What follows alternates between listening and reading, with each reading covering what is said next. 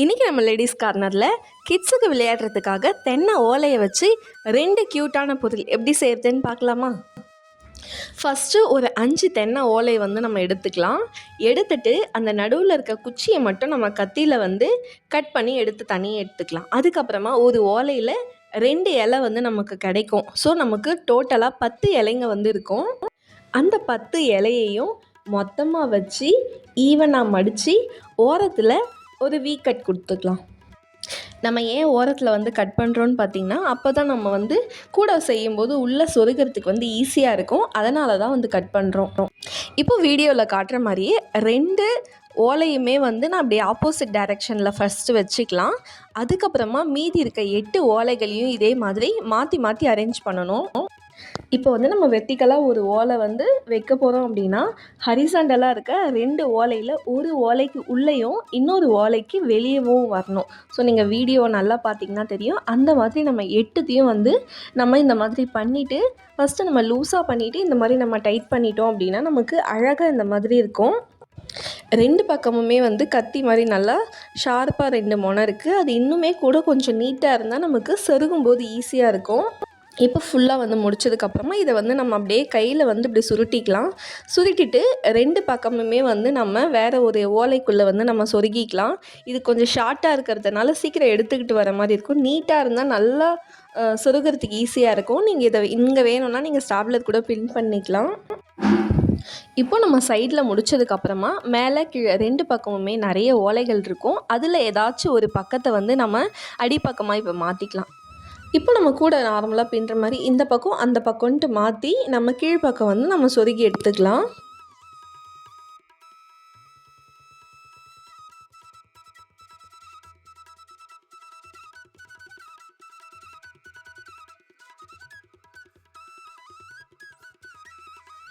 இப்போ அடியில் அதை நல்லா டைட் பண்ணி முடிச்சதுக்கப்புறமா அடியில் இருக்க அந்த 4 ஓலையையுமே மேல் பக்கமாக அதுக்கு நேராக இருக்க ரோலை இன்சர்ட் பண்ணி மேலே இருக்க ஓலைகளோடு சேர்த்து தூக்கிடணும்.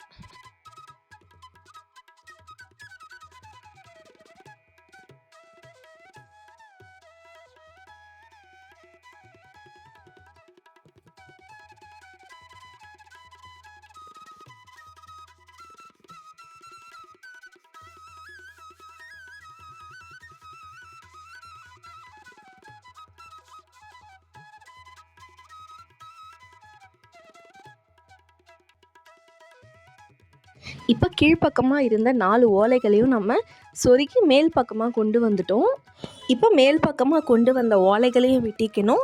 அது இல்லாமல் ஒரு 8 ஓலை இருக்கும். அந்த 8 ஓலையில் வெளிப்பக்கம் இருக்க 4 ஓலையை மட்டும் வெட்டி எடுத்துக்கலாம். இப்போ இன்னும் 4 ஓலை இருக்கும். ஒரு ஓலையை மட்டும் விட்டுட்டு மீதி 3 பக்கத்தில் இருக்க ஓலையை அப்படியே ரிவர்ஸில் இந்த மாதிரி சொருகிக்கணும்.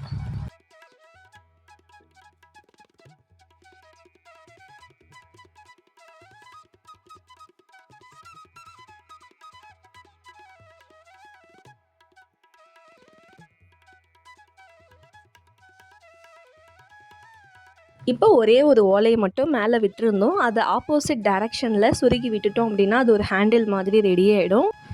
மீதி ஓலைகளையும் அடியில் இந்த மாதிரி அங்கங்கே ஆப்போசிட் டைரக்ஷனில் எங்கெங்கே நமக்கு இடம் இருக்கோ அங்கெல்லாம் நம்ம சொருகிடலாம்.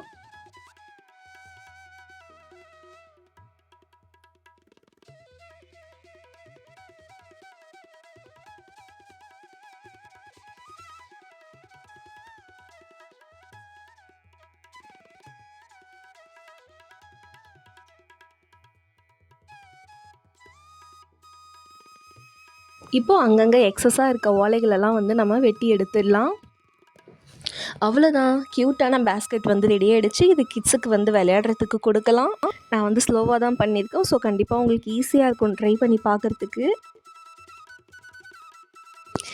ரெண்டாவதாக தென்னை ஓலையை வச்சு அழகான பூ எப்படி செய்கிறதுன்னு பார்க்கலாம். அதுக்கு தென்னை ஓலை நமக்கு 4 தேவைப்படும். 4த்தையும் இதே மாதிரி ஒன்றா வச்சு மடித்து சமமாக கட் பண்ணி எடுத்துக்கலாம்.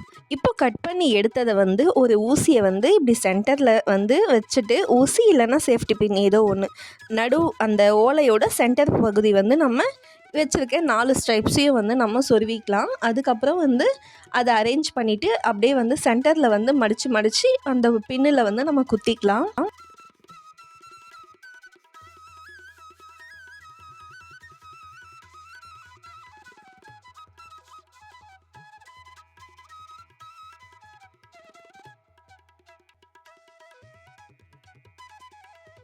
இப்போது அழகான ஒரு பூ ஷேப் வந்து நமக்கு கிடைக்கும். அதை வந்து அப்படியே ஒரு ஸ்டாப்லரில் வந்து நம்ம பின் பண்ணி எடுத்துக்கலாம். அதுக்கப்புறம் இப்போ நம்ம ஓலையில் கட் பண்ண அதே குச்சி இருக்கும், பச்சை குச்சி. அதை வந்து எடுத்துட்டு அது மேலே வந்து அந்த இன்னொரு தென்னை ஓலையை வச்சு ஸ்டார்டிங்கில் வந்து க்ளூ அப்ளை பண்ணிவிட்டு அப்படியே வந்து அந்த குச்சி தெரியாத மாதிரி வந்து நம்ம ட்விஸ்ட் பண்ணிக்கிட்டே வரணும்.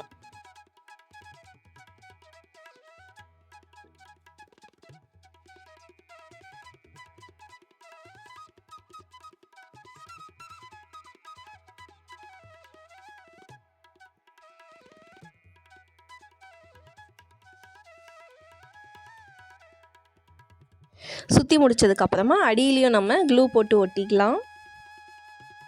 இப்போ இன்னொரு ஓலையில் வந்து பார்த்திங்கன்னா வட்டமாக வந்து இந்த மாதிரி வந்து கட் பண்ணி எடுத்துக்கலாம். இதை வந்து நம்ம இப்போ பூ மாதிரி ரெடி பண்ணி வச்சுருக்கோம் இல்லையா, அதோட சென்டர் பகுதியில் வந்து நம்ம ஒட்டிக்கலாம்.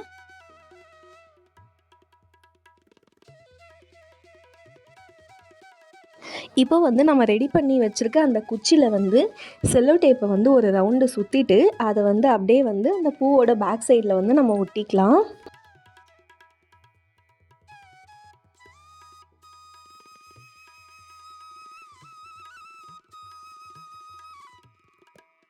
அதுக்கப்புறமா தனியாக இன்னும் 2-3 வாட்டி செல்லோ டேப்பை எடுத்து அந்த பூவையும் குச்சியும் ஜாயின் பண்ணி ஒட்டிக்கலாம். இன்னும் ஸ்ட்ராங்காக வேணும் அப்படின்னா அந்த பூவையும் குச்சியையும் சேர்த்து நம்ம ஒட்டியிருக்கோம் இல்லையா, ஸ்டாப்பிள் பண்ணிட்டோம் அப்படின்னா நல்லா ஸ்ட்ராங்காகிடும். அடுத்து வந்து இன்னொரு ஓலை வந்து எடுத்து இந்த மாதிரி நீளமான இலை ஷேப்பில் வந்து நம்ம கட் பண்ணி எடுத்துக்கலாம்.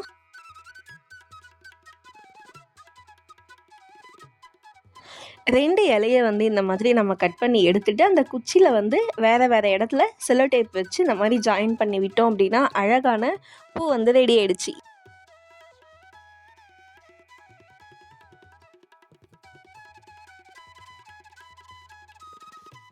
இது வந்து ப்ளைனாக இருக்குதுன்னு விருப்பப்பட்டீங்க அப்படின்னா நெயில் பாலிஷை வந்து நீங்கள் இந்த மாதிரி சென்டரில் பெயிண்ட் பண்ணிக்கலாம்.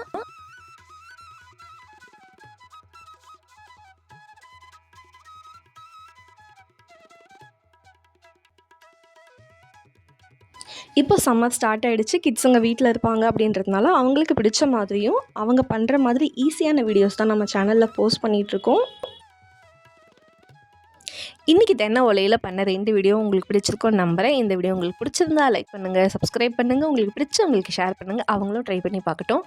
அடுத்த வீடியோவில் பார்க்கலாம். டாடா.